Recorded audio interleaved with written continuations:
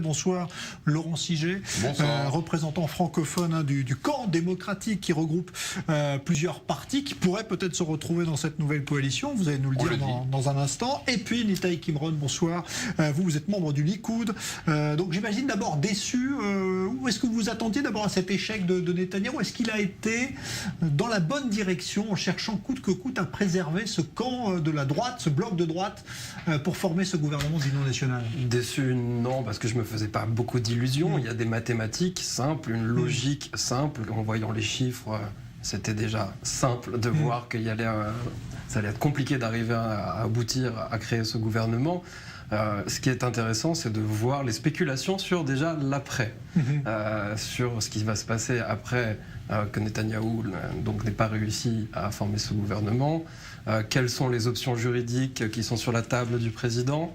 Est-ce qu'on a utilisé toutes les options? Il y a des options qui n'ont pas encore été utilisées ou qui n'ont jamais été utilisées même dans l'histoire d'Israël. Pas de jurisprudence. Il y a des options qui sont intéressantes encore sur la table.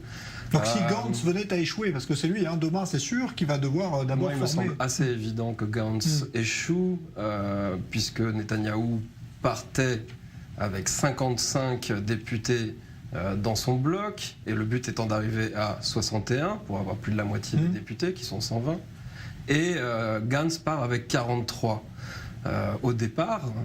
Avant de donner le mandat à Netanyahou, Rivlin avait même regardé l'option pour aller plus vite, de ne pas donner le mandat à Gantz pour passer directement à l'option troisième, en disant que c'était une perte de temps.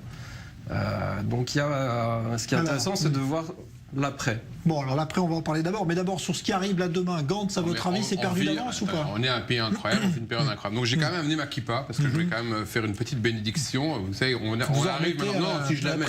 Ah non, moi je suis.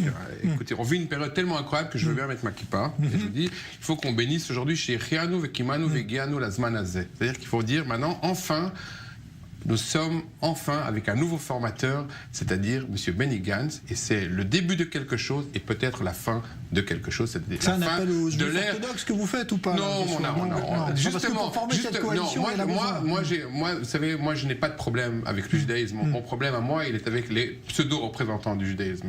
Les Haredim, pour moi, sont un peu à la religion ce que un promoteur immobilier, quand il vous vend un appartement, il vous prend 2%, vous ne savez jamais pourquoi. Les religieux, c'est un peu ça. Ils vous prennent 2%, vous ne comprenez pas toujours pourquoi. Maintenant, plus sérieusement, on arrive à une situation qui est une situation inédite dans l'histoire politique de l'État d'Israël.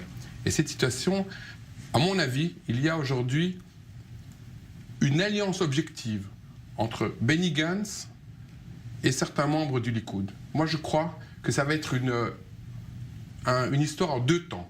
La première chose qui va se passer, je crois que M. Benny Gantz va, réussir à former un gouvernement, probablement de type minoritaire, c'est-à-dire en prenant les Arabes en qui soutien. Ont dit ce soir, ce sera sans nous, a dit Ayman Odeh. Non. On connaît, on sait toujours comment commence ça peut être, on sait toujours ça commence, on sait toujours ça finit. Il n'y a pas de nom. Lorsqu'ils devront s'asseoir et négocier, ils s'assoiront, ils négocieront. J'ai entendu aujourd'hui Monsieur Lieberman qui a dit une chose extrêmement intéressante sur Ynet. On lui a posé la question, est-ce que vous êtes prêt à faire un gouvernement soutenu de l'extérieur par les partis arabes? D'abord, il a toujours dit non. Mais aujourd'hui, c'était pas non, c'était ça dépendra du programme. Ce que je veux dire, c'est que je crois que ça va être en deux temps. Il va y avoir un gouvernement minoritaire afin de se débarrasser de M. Netanyahou, parce qu'à partir du moment où il n'y aura pas de coalition alternative à Benny Gantz, M. Netanyahou sera obligé de quitter. Et lorsqu'il n'y aura plus M. Netanyahou au pouvoir, il y aura des primaires au Likoud. À partir du moment où il y aura des primaires au Likoud, le gagnant rejoindra le gouvernement de M. Benny Gantz et ils formeront un gouvernement d'union nationale. Je crois que ça va être en deux temps. Le but pour le moment est de se débarrasser de M. Netanyahou. Il y a vraiment des intérêts communs entre les 3-4 prétendants au sein du Likoud, c'est-à-dire M. Gideon Sa'ar, M. peut-être Arden, Barkat et... Qui encore? Toi qui es membre du Likoud? Tous ceux qui peuvent être là. Tous ceux qui peuvent être là, qui n'ont pas aujourd'hui le courage politique de dire qu'ils veulent s'en débarrasser, mais qui voudraient... C'est Gideon Sa'ar, celui dont on sait... Non, il n'y a pas de... Pas forcément. Est-ce que vous pensez que les orthodoxes aussi peuvent rejoindre ce gouvernement avec votre parti à sa tête? Avec monsieur Gantz, dans une coalition large?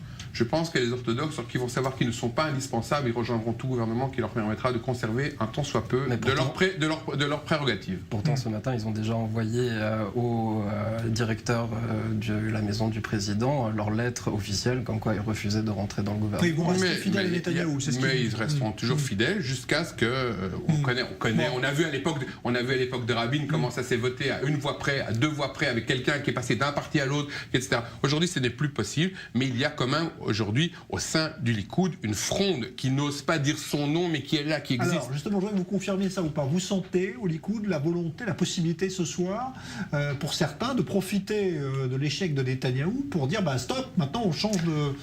Il y a une grande peur au Likoud qui est le scénario que Laurent présente. C'est-à-dire que Gantz reçoit le soutien des partis arabes et de Lieberman sans qu'il rentre dans sa coalition. C'est important de clarifier ce point.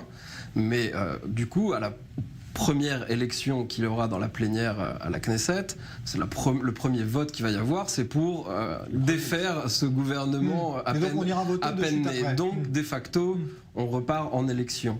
On a déjà une date pour les élections, ça y est, dans les WhatsApp, on parle déjà du 17 mars. C'était marrant, ils avaient dit d'abord le 10 mars, et 5 minutes plus tard, ils se sont rendus compte que c'était Pourim. Donc, ça, c'est un scénario qui fait peur pour pour juste un petit détail. C'est-à-dire que ça présenterait Gantz comme Premier ministre et Netanyahou comme simple député, patron de l'opposition, qui est un changement psychologique aux yeux du public qui est certes important et qui rentre dans la balance. Moi, je ne crois absolument pas qu'il y ait quelqu'un aujourd'hui qui soit capable d'aller aux élections. Je crois que la droite a certainement pas intérêt à aller aux élections parce que... Vous ne pensez pas que c'est ce que vise Netanyahou aujourd'hui, un nouveau vote ? Attendez, il y a deux choses. Il y a Netanyahou et puis il y a la droite. Je sais qu'on croit que Netanyahou c'est la droite. Non, Netanyahou c'est Netanyahou et il y a la droite. Ils ont prouvé leur unité dans le fait qu'ils n'ont pas une seconde lâché cette histoire du bloc de 55, qu'ils sont restés fidèles. Je crois qu'une troisième... Ce matin, ou encore, je vous disais, les formations orthodoxes, ultra-orthodoxes, ont donné leur lettre officielle déjà au président et ne reviendront pas dessus. Lorsqu'ils auront la pression, lorsqu'ils auront la pression de la rue, parce que les yeshivot ne seront plus autant subventionnés, parce que je ne suis pas inquiet pour les orthodoxes. Les orthodoxes, on peut toujours les acheter, c'est jamais un problème. Eux, ce qui compte, je ne suis pas aussi confiant que vous, monsieur. Moi, j'ai pas dit que je les voulais. Moi, je ne les veux pas.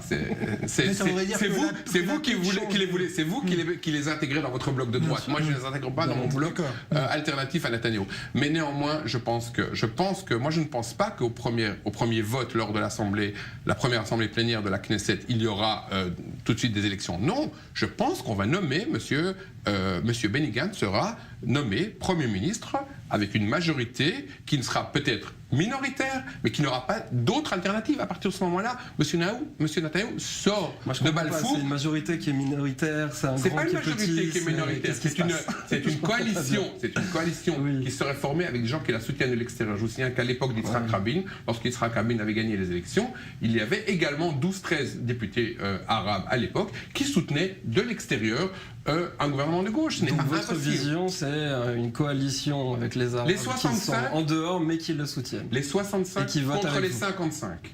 Les 65 contre les 55 du bloc de droite pourraient, sous différentes formes, soutenir M.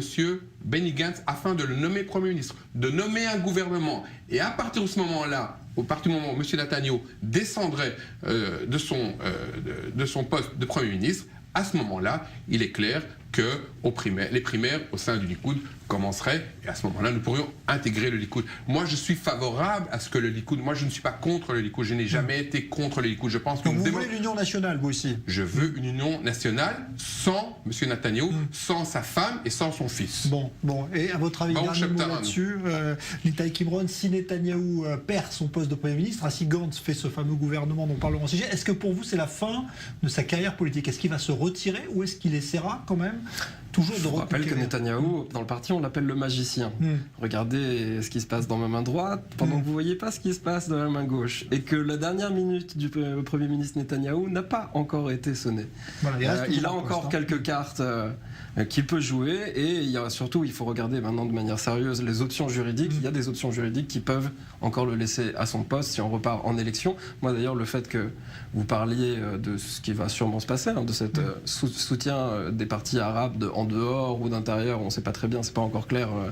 Je pense que ça va créer au Likoud un sorte de phénomène de retour à la maison de tous ceux qui se sont permis le dernier tour, et on a vu qu'il y a 5 mandats qui sont partis du Likoud, de revenir au Likoud, parce que ça va créer une grande frayeur de dire un gouvernement avec les Arabes, avec les partis arabes dedans, ça ne s'est jamais vu en Israël, et au sein de la population israélienne, et surtout de la droite israélienne, ça crée des grandes frayeurs qui vont créer un phénomène de retour à la maison. Il n'y a de grandes frayeurs que pour les hypocrites, parce qu'en fait, pour les dernières élections, le parti Likoud avait effectivement avait fait une grande campagne au sein des partis arabes et a reçu plus de 5% au sein des électeurs arabes israéliens. Donc ça ne leur fait peur. On parle des partis arabes, on ne parle pas des électeurs. Des électeurs, j'ai bien compris. Mais quand il s'agit de faire campagne au sein des électeurs arabes, il n'y a jamais de problème. On aime les Arabes. On est fiers au Likoud qu'on a des Arabes. On a des Arabes chrétiens, on a des Arabes druzes, on a des Arabes musulmans, on a des mairies de villes arabes musulmanes qui sont au Likoud. Pas sur vos listes. Bon, merci à tous les deux. On verra ce qui se passe demain soir déjà quand Gantz recevra officiellement ce mandat. Merci, bien sûr, vous reviendrez, Laurent Siget. Merci, Nitaï Kimron. Merci à vous.